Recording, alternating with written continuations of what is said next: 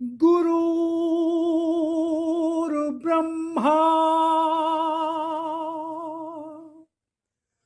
गुरुर्विष्णु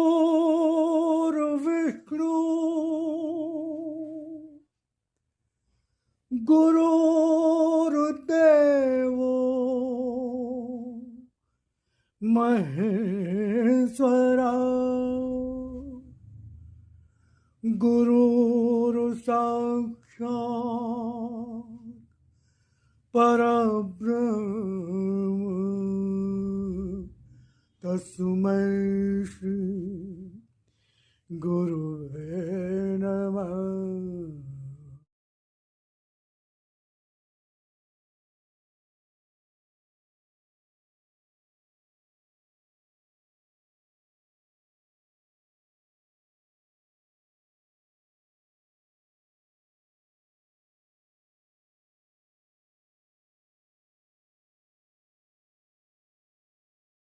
मनुष्य की घटती शक्ति बढ़ते रोगों और बढ़ते संघर्षों का मात्र कारण ही है उसके जीवन में असत्य का बढ़ना।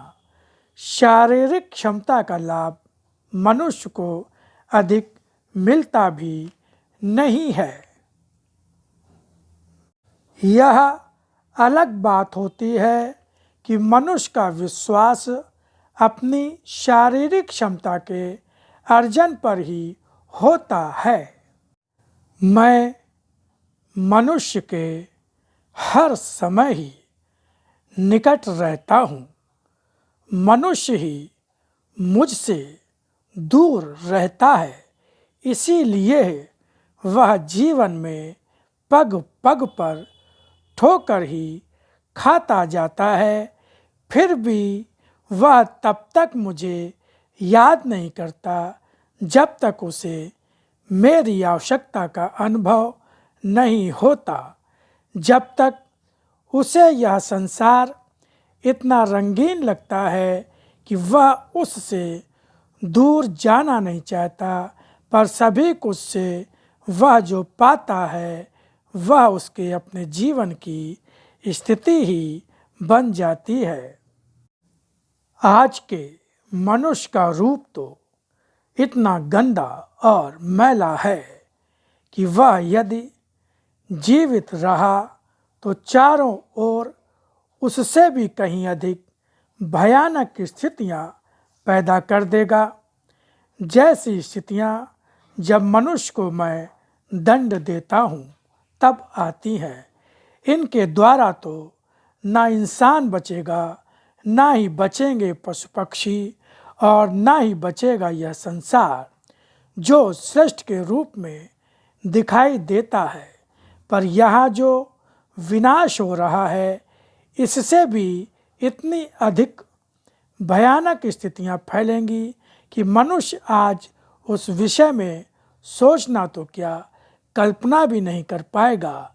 केवल वे ही शेष रहेंगे जो सत्य की रक्षा कर रहे होंगे, जो मेरी उपस्थिति को पहचान कर अधर्म और असत्य से स्वयं को दूर रखकर रह रहे होंगे।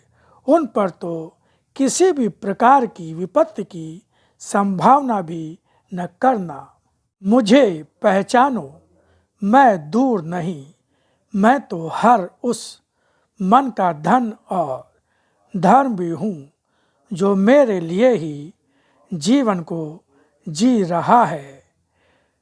तुम्हारे जीवन का आधार भी मैं हूँ, साथ भी तुम्हारे जीवन का हर पल का मेरा है।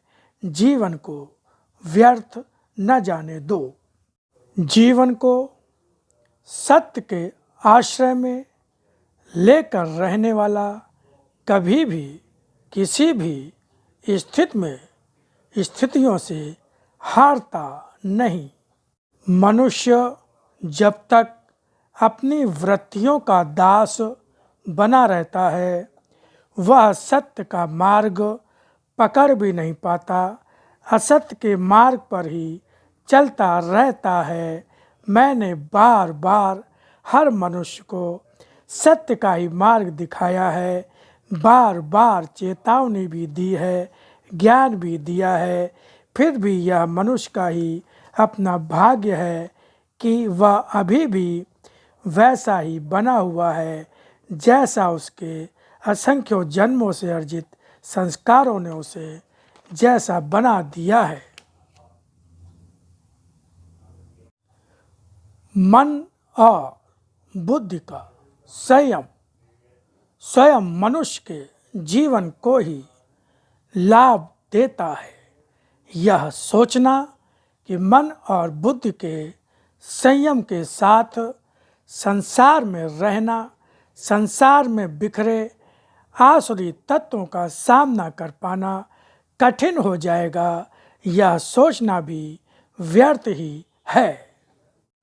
जब मनुष्य मन और बुद्धि से संयमी होता है, तब उसके द्वारा कोई भी ऐसा कर्म नहीं होता जो उसे मेरे निकट दोषी बना दे।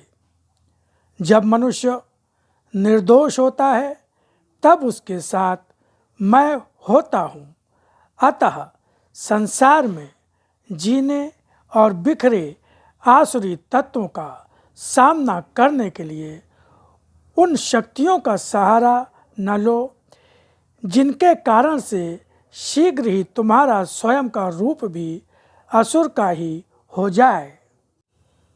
तुम्हारे कर्म ही तुम्हारा जीवन है, जो परिणाम तो देते हैं, पर वे परिणाम रूप में वर्तमान में क्या दिख रहे हैं और भविष्य में वे क्या बनने जा रहे हैं, यही तुम्हारे सोचने समझने के आधार पर नहीं होता।